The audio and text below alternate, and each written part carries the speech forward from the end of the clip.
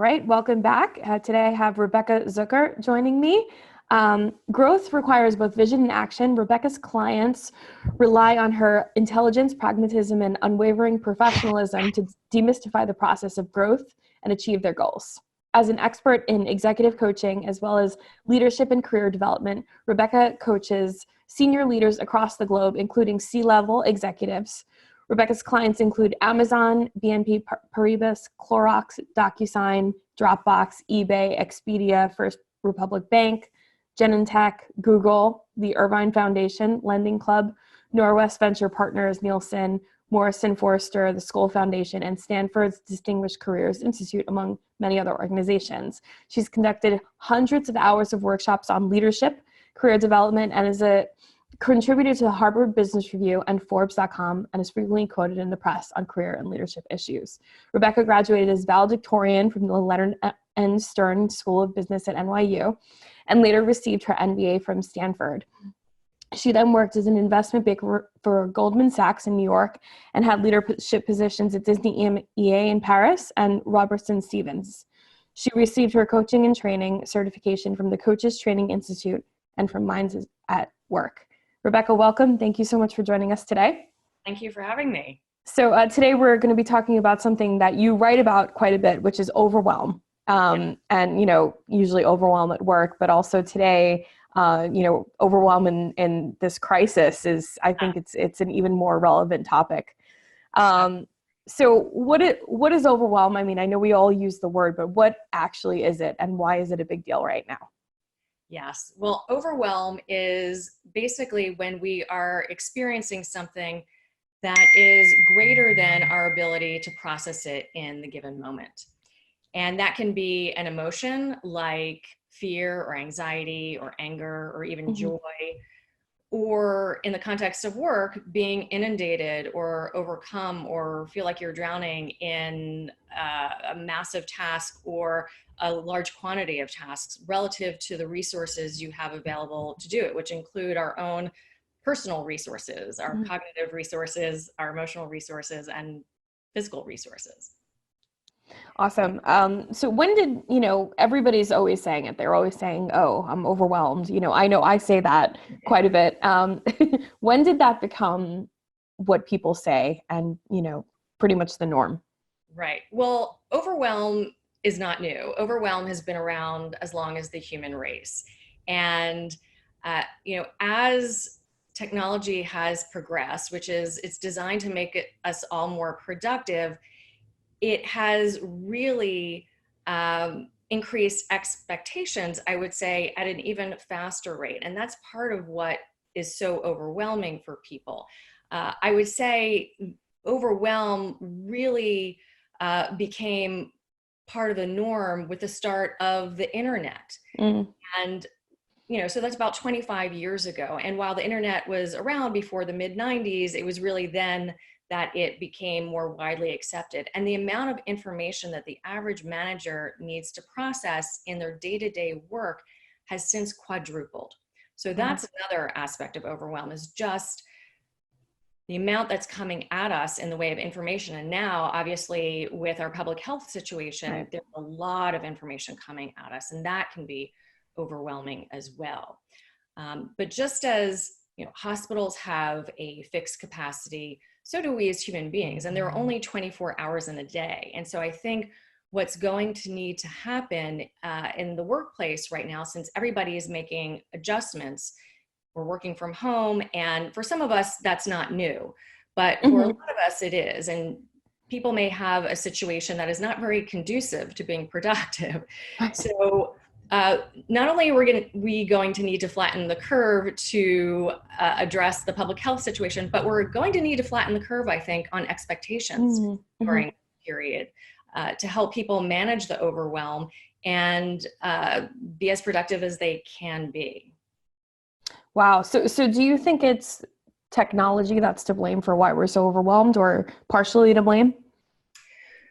In part, yes. I think that technology, while it's designed to help us, the issue is that, as I mentioned, the expectations just keep going up and up and up. And so when we look at the increases in productivity from the automobile to the iPhone to AI and beyond, who knows what's to come in the years ahead, our productivity has increased so much. In fact, since the 1950s, the average worker's productivity has increased 400%. Wow. So, yes. Wow. And what that means is productivity means that we can produce that much more with the same resources, time, people, capital, or it means that we can produce the same amount with less. So we could actually have the same standard of living in terms of output for 1/4 the resources. So instead of working 44 hours a week, we might be able to work 11 hours a week, but we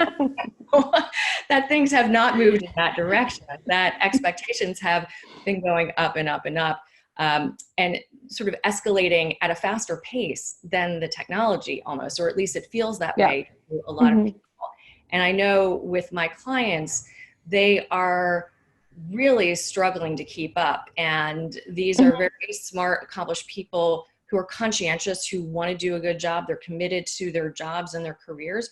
And we're human beings. Like I said, we have limited capacity, and there really is a limit. And we each have different thresholds for overwhelm. And so that's something important to keep in mind also. That's crazy. 400%. Yeah. That's an amazing statistic. It's, believable because, now we have the iPhone, right? And, what took. The iPhone, the iterations of the iPhone have gotten better and better and better, allowing us to do more and more things. And that makes us more tethered to our work. Yeah. And has created this always on culture. And part of our job in managing overwhelm is deciding, what do we do with that? Wow. So how does overwhelm differ from other kinds of pressure or stress? Yes, great question. So there's pressure, stress, overwhelm, burnout. All of these things are very interrelated. Starting with pressure. Pressure is all around us. The public health crisis, our jobs, our bosses, our coworkers, our project deadlines, our spouses or partners or families. Stress is what we do with that pressure. It's how we think about it in our minds. And overwhelm is one type of stress. And overwhelm, again, is really when that reaches a critical point where, again, we can no longer process what we're experiencing in the moment. And this stress and overwhelm might subside after, an important deadline or something like that.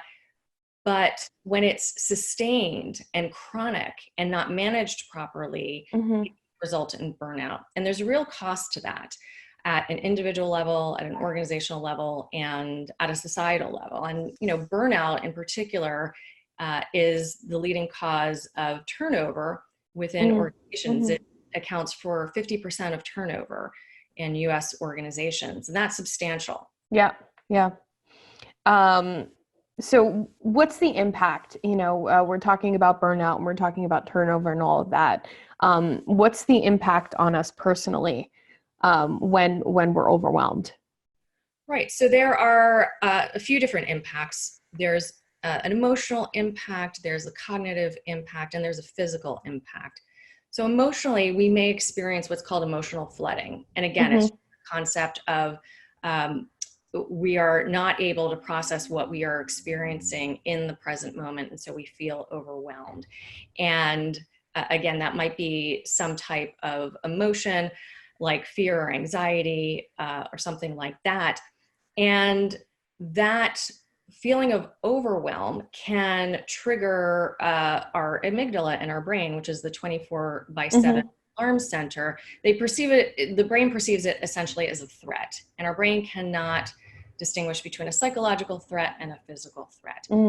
So when our amygdala is triggered, it releases our stress hormone, cortisol, and adrenaline. And when that is again sustained over extended periods of time, and it's chronic and it does not alleviate after a particular event, that can have a physical impact because it suppresses our immune system. It makes us susceptible to things like heart disease or cancer, etc. And cognitively, it can, do many things. It can result in forgetfulness or confusion or what people call brain fog. And again, when sustained, can really create cognitive fatigue. And so I don't know about you, but as an example, these last 2 weeks, I will tell you, I have found that personally, by 3 p.m., I was spent. Yeah. I was done. And I really needed to just turn it off for a while and charge and take a nap or whatever that is to get back to a place where, okay, I can take in information now and really do something productive or work oriented. Yeah, I feel you. I mean, I feel like it takes twice the bandwidth now to do what I would normally do in a day, and of course, being online for work, of course, we have our Facebook feeds, we have all this information. Not all of it's accurate, not all of it's good. There's a lot of fighting going on, and that absolutely contributes to that feeling. Right. But you could think about our, cognitive or our mental or emotional capacity as we have a container. Yeah. And the container can only hold so much. And when the container is partially filled already with this underlying low-level stress, and for some people it's much more acute stress. Yeah. So living in a hot zone or having a friend or loved one who is affected by coronavirus, those things, whether we realize it or not, really take an emotional and cognitive toll. And a lot of our energy, even when we think it's sort of turned off and we're focused on something else, it's operating in the background and taking up some of that capacity. That's a good point. I don't think a lot of people realize that, So, so what are some good preventative strategies for this?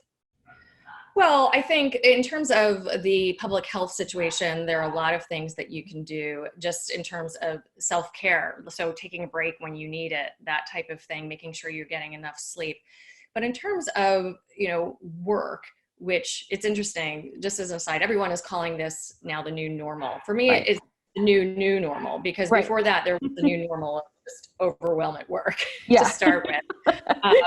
And there, I think there are a lot of things that people can do preventatively, such as setting and keeping boundaries. And the second part of keeping boundaries that I think a lot of people have a hard time with, and I can talk a little bit more about that, but also setting expectations about what can or can't be done, what you will or won't be able to get to by a certain period of time.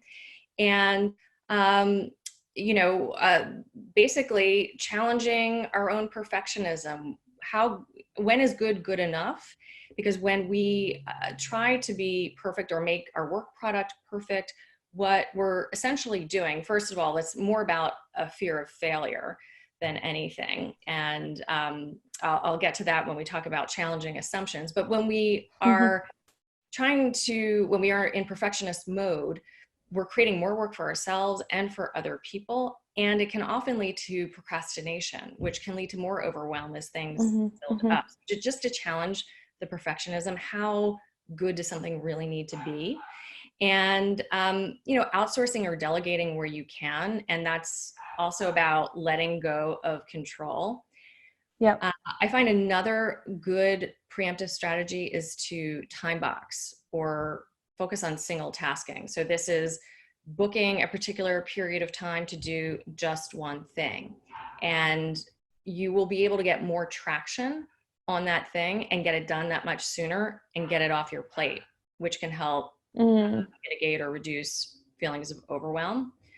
Also just things like breaking down large tasks, and part of that might be delegating pieces of that to other people or staggering out what needs to be done when, so that you can see it doesn't all need to be done at once, because that's part of the feeling of overwhelm. And I personally, when I think about overwhelm or when I start to feel it, the analogy I use is like this tidal wave that starts to swell and build up, and then it's going to come crashing down on you. But manage that over time. So there still might be a swell, but it doesn't get to that level, and I'm able to mitigate it so that Right. that happens. And that's the idea behind these preventative strategies. And a large part of that is just being able to challenge your limiting beliefs or assumptions around what you can and can't do. So for example, if you feel like you can't say no to your boss, or you can't have a two-way conversation with them about what's reasonable, or helping you prioritize the most essential things, you might be making assumptions about that. You might be right, you might not be right. But we make assumptions about a lot of different things, and I can talk more about that. Yeah, and I think I liked what you said about boundaries, and I think what you're talking about also goes into boundaries, because if you make that assumption, then you know that you can't say no to your boss, for instance, or that you can't set a schedule for you, then you know that represents a lack of boundaries, it sounds like. Right. And oftentimes what I see with my clients, they might set boundaries, or they'll block out that focus time, and somebody else will just schedule a meeting right over it. And instead of pushing back, they just let go of that time. And that's really about being able to say no. And a lot of people say yes when they really should say no. And there are many reasons behind that, and different types of personalities. So helpers, or people pleasers, or people who want to be the hero or the martyr. These folks all have tendencies to say yes when they should really say no, but it's more pervasive than that. I think everyone struggles with this, but this goes to challenging our underlying assumptions and look at what is our fear in saying no. Even if we logically know that probably wouldn't happen, just the sort of gut visceral fear that it could happen is enough for us to put our foot on the brake and not say no when we should. So these are things like, I'll get fired, or I'll fail, or I'll let others down, or they won't think I'm committed, or they won't like me, they'll think I'm a bitch, or I'll miss out, FOMO. Yeah. Somebody else will do it and then they'll outshine me.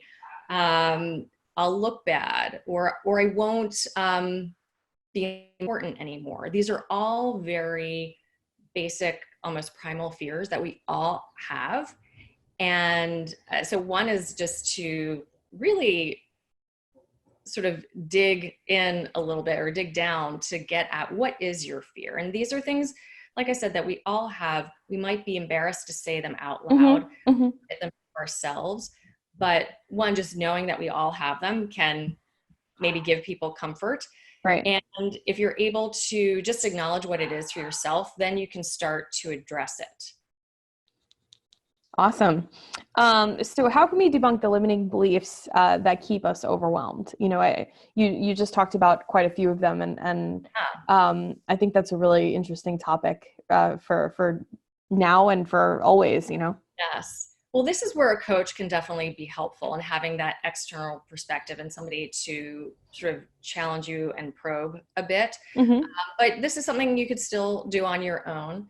So for example, I'll get fired, or I'll fail. Those are very common fears that people have. And it's about asking yourself, so let's say if that came true, if those things actually happened, then what? What's the dire consequence of that? What do I actually believe would happen?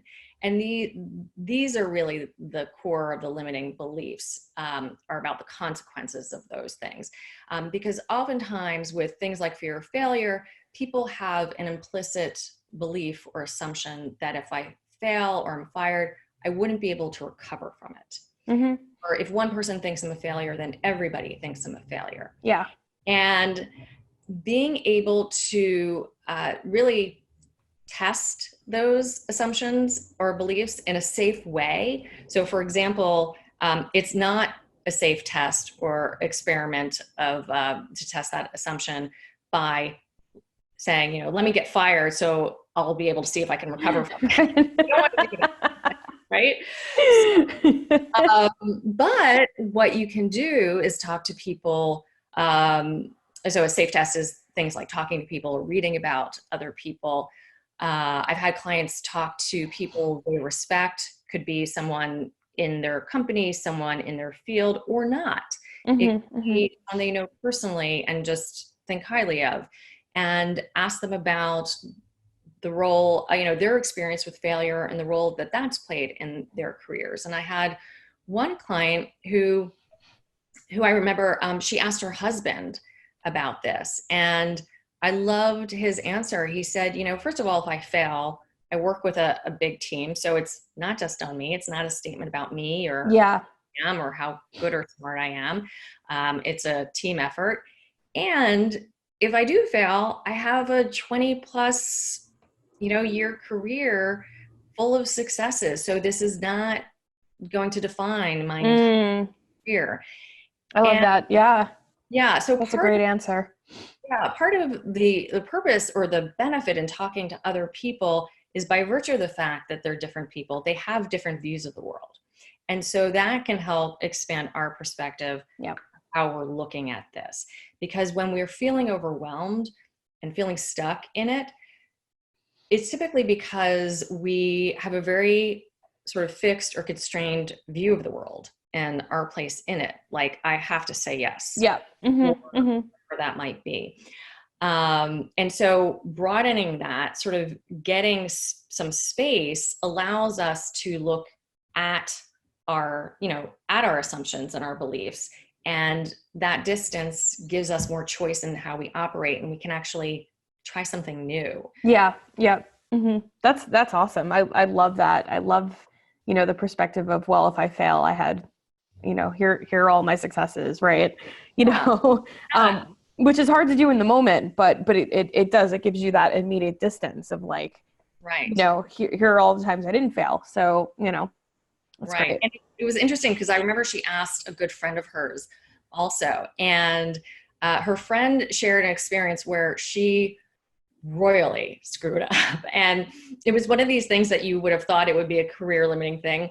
She had planned a professional association event, a breakfast at a hotel, and literally like 10 o'clock the night before the event, she realized in a panic that she never actually booked the hotel. Oh no. Right. I would be absolutely mortified. And as may, many other people. So she emailed everybody, called as many people as she could. And, maybe some people actually showed up to the hotel and the event wasn't there to be held. And her response was, it wasn't great, but no one died. Yeah. The event. And that's the thing. So shifting perspective can be really powerful. And even if you can't get somebody else's perspective, even just asking yourself, so a year from now, 10 years from now, is this going to matter? Yeah. Look at this situation or event. And, clearly a public health situation like we have is, extremely serious. And, in a work context, if it's a big project, a conference, a speech or presentation, a year from now, 10 years from now, it's not going to be a huge deal. Yeah. And giving ourselves that, that extra perspective. Yeah. I love that. I was, of course, I spend a little bit too much time on Facebook for some, these days, especially. And so, it's, and of course I get some information that's good and some information that's bad, but one person that I saw them comment, and one of the things that they said was, this will never be okay again, and I had been following what they were saying, and, that, in terms of mental health, this has not been a good situation. And I read that and I said, oh, wow, that's really not a good perspective. But you're right. This is a serious situation, right? Like, this is not, in a year from now, it's not going to matter. But what do you say to somebody like that who really feels like, okay, this will never, ever be okay again? Yeah. Well, one, it's not for anyone to say that what someone's feeling is right or wrong. Yeah. Showing them that, 12 to 18 months from now, we believe there will be a vaccine for this, and Yeah. that we can hopefully by then go back to normal in whatever normal is. Right, right, right. It's a regular overwhelm and Yeah, not, right. worrying about lives on top of it. So I think getting that person to see a longer time horizon Yeah. might be helpful. And so it might be really uncomfortable. They might not feel comfortable getting on a plane 6 months from now, but maybe a year from now or 18 months from now, something like that. Right, right. There's a lot being done by a lot of different, pharmaceutical companies, biotech companies, and just having, I think, also some optimism, realistic. Right. I love that.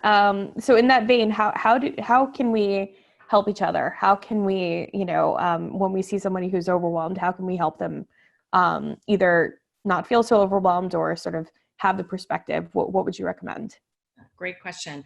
One is first check yourself. So the analogy about putting on your own oxygen mask first is important. And we all know about emotional contagion, and negative emotions are much more contagious than positive emotions. So if we are anxious and freaking out and running around with our hair on fire, everybody else is going to start feeling and acting that way. And that's just not a good thing. So there's a self-management component, surely to overwhelm, but also as it relates to helping others. So once we are in a good place, then we're in a much better position to help other people. And I think just checking in with people and helping them to manage workloads. Like I said, we also need to flatten the curve on expectations a little bit here.